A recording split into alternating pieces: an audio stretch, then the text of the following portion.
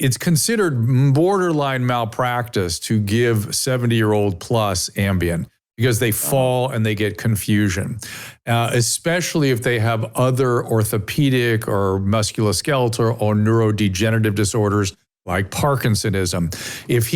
Now it's not that doctors aren't at their liberty to do so if they think it's in the best interest of the patient. We can do whatever we want with the medication, but there are significant warnings against prescribing it to the elderly, which, let's say I prescribe it to somebody and they fall, I'd be in big trouble.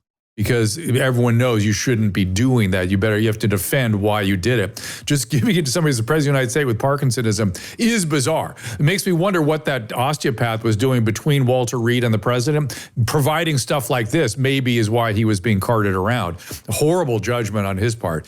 The other thing I've said from the beginning, we see the Parkinsonism, but we also see the cognitive changes in President Biden.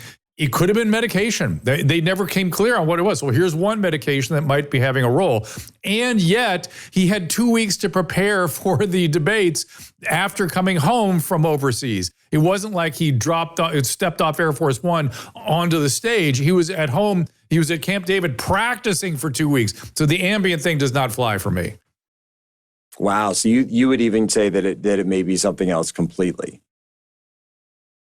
Like cognitive decay. I mean, just due decay, to what? Not even. So the medication, right? So the medication, basically, it's like an old CIA trick, right? You admit to a lesser offense, so to cover you peel back one layer of the onion, so you don't have to get all the way to the court.